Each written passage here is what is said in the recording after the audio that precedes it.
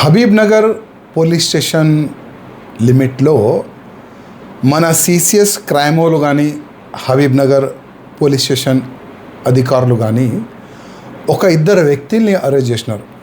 మొహమ్మద్ ఉస్మాన్, మొహమ్మద్ జహాంగీర్.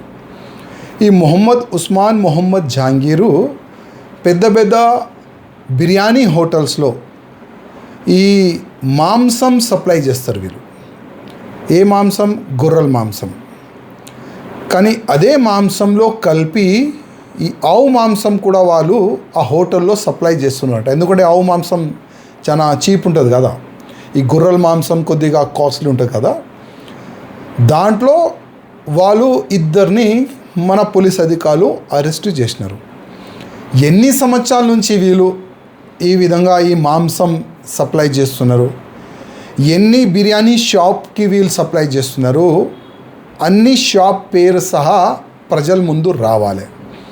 ఎందుకంటే ఇవాళ దాదాపు పెద్ద పెద్ద హోటల్స్లో బిర్యానీ తినేవాళ్ళు హిందువులే ఉంటారు. అసలు ఎంతమంది హిందువులు తెలియక ఆవు మాంసం తింటున్నారు, కొద్దిగా ఆలోచన చెయ్యొచ్చు. అందుకోసం మా ముఖ్యమంత్రి రేవంత్ రెడ్డి గారు, ఎందుకంటే హోమ్ మినిస్టర్ ఆయన దగ్గరనే ఉంది, లా అండ్ ఆర్డర్ డిస్టర్బ్ కావద్దు. ఇట్లాంటి దొంగలు ఇంకా ఎంతమంది ఉన్నారు, ప్రతి ఒక్క దొంగ అరెస్ట్ కావాలి, ప్రతి ఒక్క దొంగ ప్రజల ముందు రావాలి.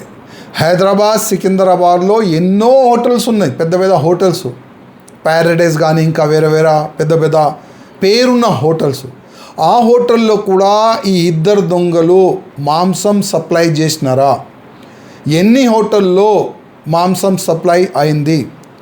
ప్రతి ఒక్క కరెక్ట్గా ఎంక్వైరీ జరపాలని మా ముఖ్యమంత్రికి రిక్వెస్ట్ చేస్తున్నాను. అదేవిధంగా తెలంగాణలో హైదరాబాద్, సికింద్రాబాద్లో ఉన్న హిందువులకి రిక్వెస్ట్ చేస్తున్నా, బిర్యానీ ఏ హోటల్లో తింటున్నారు కొద్దిగా ఆలోచన చేసి తినండి.